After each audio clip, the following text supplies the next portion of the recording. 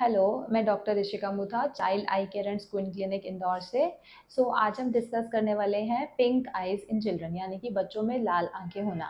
इसके common causes में बच्चों को कंजंक्टिवाइटिस, जैसे कि हम जिसको आँख आना बोलते हैं, वो हो सकता है, जिसमें कि बैक्टीरियल कॉज़ हो सकता है, वायरल कॉज़ हो सकता है, एलर्जिक कॉज़ हो सकता है। इसके अलावा भी बच्चों में रेडनेस के कई कारण रहते हैं, जैसे कि कोई चोट लग गई तो कॉर्निया पे इंजरी हो जाना, या और भी बहुत सारे रीज़न्स रहते हैं, आँख में कोई फ़ॉरेन बॉडी चले जाना या कुछ और इन्फेक्शन हो जाना। बट इस वाली वीडियो में हम मेनली एलर्जिक कंजंक्टिवाइटिस डिस्कस करेंगे।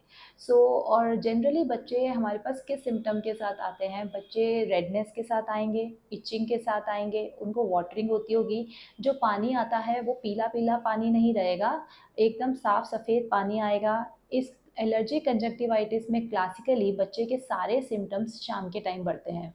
पेरेंट्स बोलते हैं कि बच्चे को फोटोफोबिया, यानी कि धूप में दिक्कत आना है, बार-बार आँखें मसलना है, आँख से पानी आना है एंड बर्निंग सेंसेशन होना, ये सब रीज़न्स रहेंगे। इसमें बच्चे के लिए हमें एग्ज़ामिनेशन में सबसे पहले उसका विज़न चेक करना रहेगा। उसके बाद एक नॉर्मल सा बच्चे को थोड़ा-सा एंगेज करके हमें टॉर्च लाइट, जो कि हमें थोड़ा-सा कम टॉर्च में उसको देखना चाहिए, क्योंकि बच्चे तेज़ लाइट में, जिसको एलर्जिक कंजंक्टिवाइटिस है, उसको प्रॉब्लम आती है, उसको दर्द होता है आँख में। बच्चे को थोड़ा-सा प्लेफुल वे में हम उसका आई एग्ज़ामिनेशन करेंगे कि कितनी रेडनेस है, कुछ कॉर्निया पे स्वेलिंग तो नहीं है, कॉर्निया यानी कि काले भाग के अराउंड कोई स्वेलिंग तो नहीं है। अगर बच्चा कोऑपरेटिव इनफ है तो हमें उसको स्लिट लैम्प एग्ज़ामिनेशन के लिए एक बार ट्राई करना रहता है कि उसके आँख के नीचे, मतलब कि आँख के पलक के नीचे कुछ दाने तो नहीं बन गए हैं। एंड रेड आइज़ में हमें पूरा एग्ज़ामिनेशन भी करना पड़ता है कि कोई फ़ॉरेन बॉडी तो स्टक नहीं है आँख के नीचे, या उसको कुछ कॉर्निया पे इंजरी तो नहीं हो गई है जिसके कारण उसको लाल आँख है।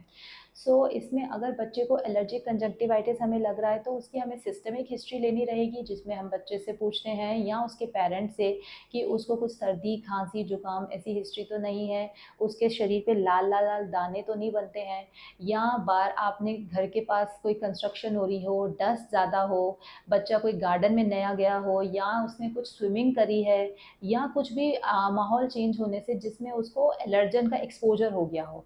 एलर्जन कुछ भी हो सकता है, कोई भी डस्ट, पॉलन, फ्लावर, कोई भी नई लोकेशन, किसी भी चीज़ से, कुछ खाने की चीज़ से कुछ भी एलर्जी हो सकती है। हमें एक कॉमन हिस्ट्री, एक जनरलाइज़ लेनी पड़ती है एंड देन उसके बाद हम उसके पेरेंट्स की में हिस्ट्री लेते हैं कि पेरेंट्स में कोई एलर्जी की हिस्ट्री तो नहीं है, कि एलर्जिक राइनाइटिस, जैसे कि अगर धूल-मिट्टी उड़ती है तो 10-12 बार लगातार छींके आते जाना, ये एलर्जिक, अगर पेरेंट कोई भी एक एलर्जिक है तो बच्चे में एलर्जी आने की ज़्यादा टेंडेंसी रहती है एक नॉर्मल बच्चे से। इचिंग के कारण जो भी हम, अगर बच्चा एक्यूट फेज़ में, मतलब एकदम रेड आइज़ और वाटरिंग के साथ आया, तो सबसे पहले हम उसको ट्रीट करेंगे। फुल एग्ज़ामिनेशन के बाद हम अलग-अलग प्रकार के ड्रॉप्स आते हैं, एंटी एलर्जिक ड्रॉप्स आते हैं, स्टेरॉइड ड्रॉप्स आते हैं। अगर बहुत ज़्यादा एलर्जी होती है तो हमें पहले स्टेरॉइड और फिर हम धीरे-धीरे मल्टीपल अलग-अलग ड्रॉप्स देके उसको कंट्रोल करने की कोशिश करते हैं।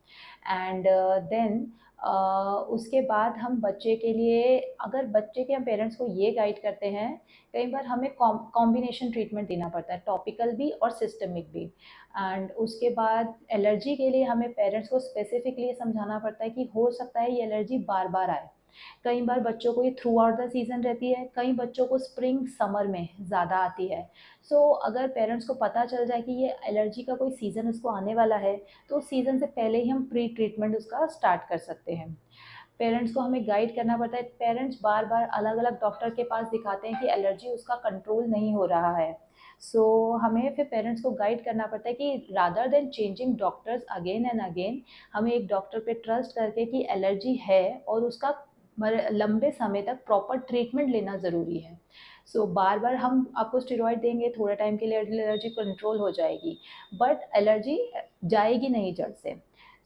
हमें एनवायरमेंटल चेंजेस करने ज़रूरी हैं एंड देन उसको प्रॉपर मेडिकेशंस देनी ज़रूरी हैं।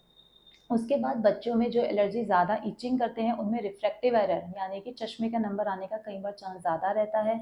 उसके लिए प्रॉपर चेकअप करना चाहिए जब बच्चे का एलर्जी थोड़ा कम हो जाए।